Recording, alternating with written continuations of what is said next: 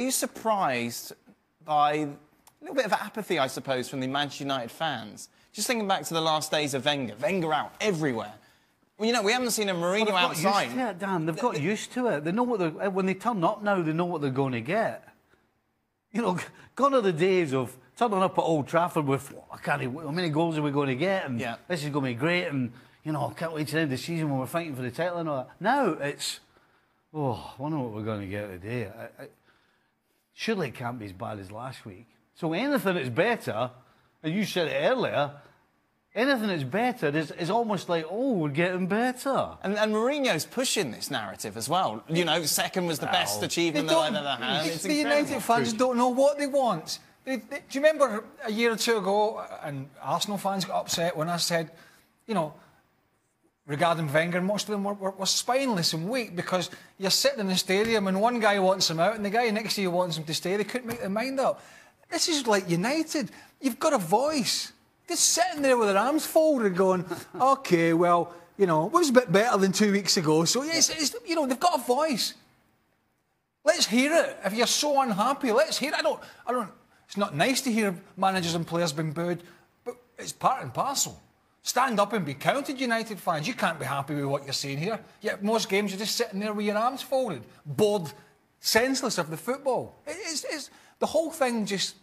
There's just a comfort zone about it. You got Woodward sitting there, you know, shaking his head. You got the manager arguing with all in the sundry. You got the players who put in a better performance tonight, but it's been horrendous for most of this season. And then you've got the fans who are pitching up, paying good money, and we're not really hearing the voice. How far, I suppose, Manchester United in general have fallen from just a couple of seasons ago, where a 2-2 draw against Arsenal at Old Trafford is a good result.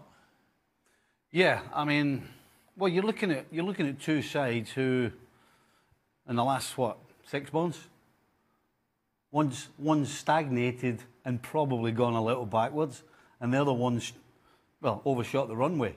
For what reason? Change your manager. That's pretty much it. You know, you can't turn around and say Arsenal have gone out and spent hundreds of millions on superstars. They've bought people like Lichtsteiner, they've bought the young kid Guendouzi. But what has happened is the coach is actually coaching this team. Something that's not happening at Manchester United. There's two things just stick out at the moment, and you know, Man City, the fact that their biggest rivals, their biggest neighbours, are 18 points.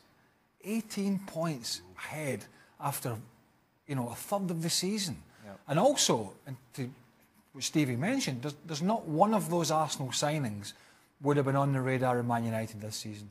You know, when Socrates came in and Lichtsteiner came in as an ageing player, you know, Torreira comes in as a good player, but I don't think he'd have been on their radar. Yeah. And yet, after a poor season from Arsenal and a change of management and some pretty uninspiring signings, they are 8 points ahead of Man United with a third of the season gone.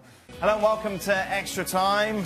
What's going, of course, on the Premier League today? And the first question is about the Premier League. Oh. It's an old chestnut, boys. Good chance that only 2 Premier League teams make the knockout round for the Champions League, with City being the only one with a legitimate chance to go far.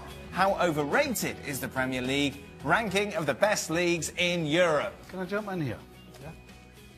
So, the team that actually got to the final last year, Liverpool Football Club, and are actually stronger, have stronger depth this year than they did last year.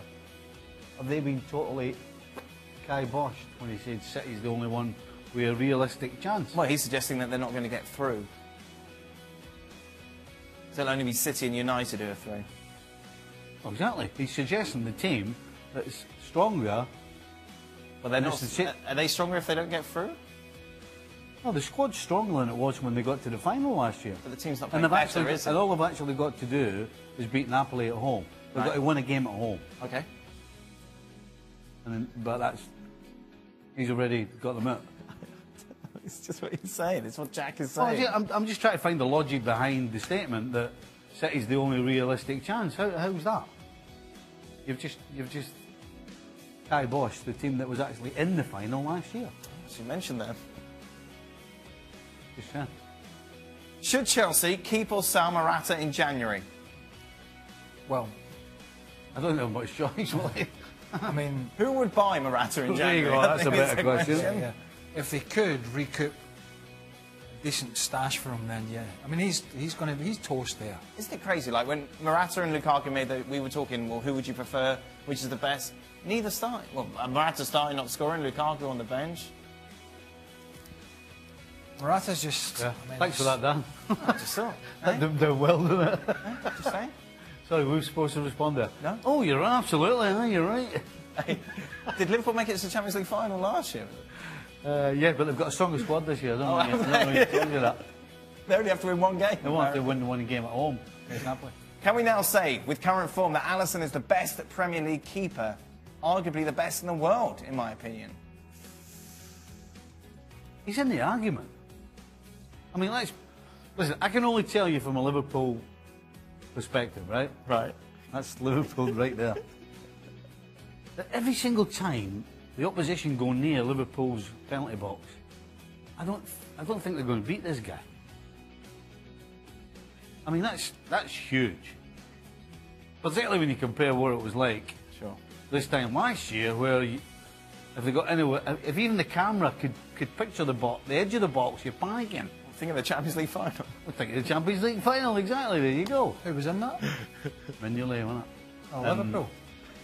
Karius, I believe his name was. Karius. Yeah, but Mignolet was this time last year. Right. Thank you very much, Dan. And Karius was in the final. Try to be clever. Is Try to be clever all the time. You've got Jan Oblak. Yeah, you've got... David De Gea made a mistake. If we're just talking Premier League, you've got Edison, De Gea, Alisson, haven't you? Kepa's been good at Chelsea, but he made another mistake tonight. De Gea's just a little off the boil by his standards, but he hasn't got much in front of him. But that doesn't excuse him making mistakes. Now he's a fab... What did they pay for him? Alisson?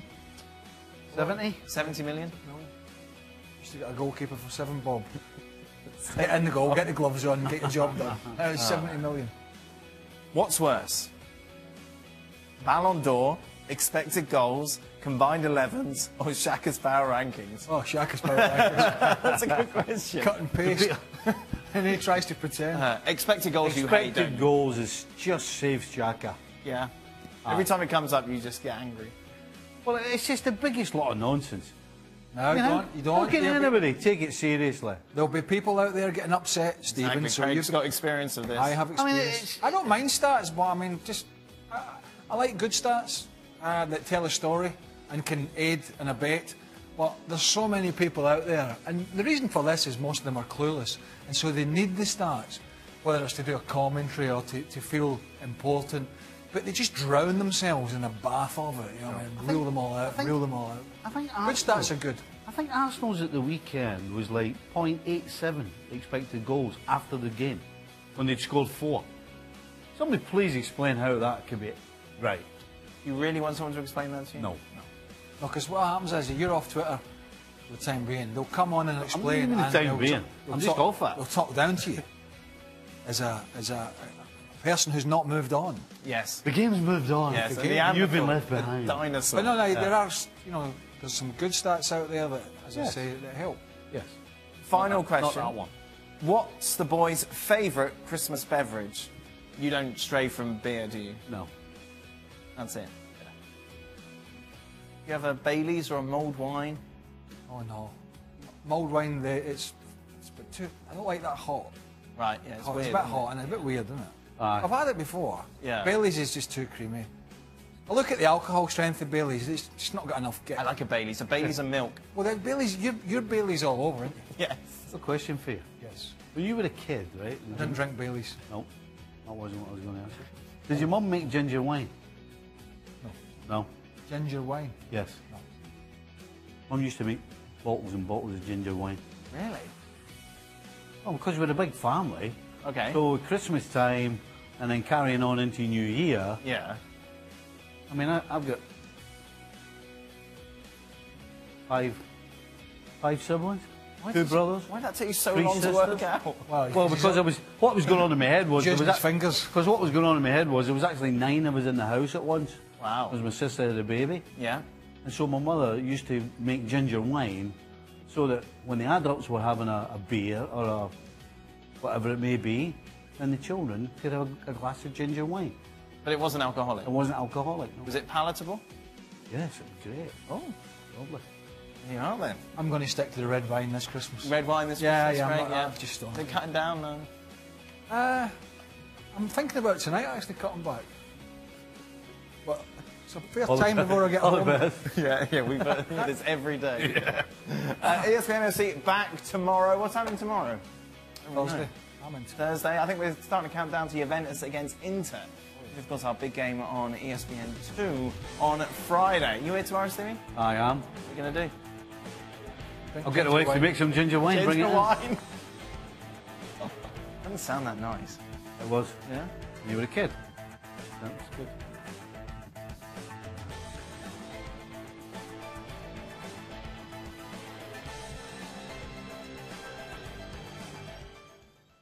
We wondered whether Chelsea were going to be good enough to fight for the top 4 spot. And so when you think that way, inevitably they're going to lose games. You just don't know where the games are coming from that they're going to lose. Right. So losing to Wolves right now with the type of form they're showing, with the fact that they don't have a centre forward who can score a goal, the other guy, Willian, has lost his form. Yeah. Hazard's lost his form as well. So you shove all that together, and it shouldn't be a surprise that Chelsea are going through a tough time right now. It's interesting, we talked before, didn't we, about Arsenal being that consistent, 20 games unbeaten. There's something about Chelsea that you don't really trust at the moment. No, and I go back to the Arsenal game way back early in the season where Chelsea eventually won, but could have been pummeled.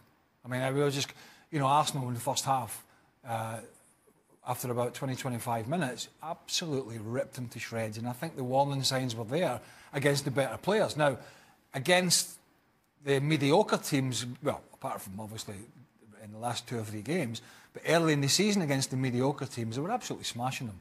They had all this possession, everything was nice, but then, managers will sit down and try and work it out, how to stop that. I know Jorginho didn't play in this game, but how to stop him in there, how to work on Kante as now an attacking midfielder, how to drag David Luiz out of position. And all these things are sort of coming home to bear some fruit for Chelsea. But, at the end of the day, Sarri came in so late, didn't he? I mean, I think he's done a very good job so far. But reinforcements are needed.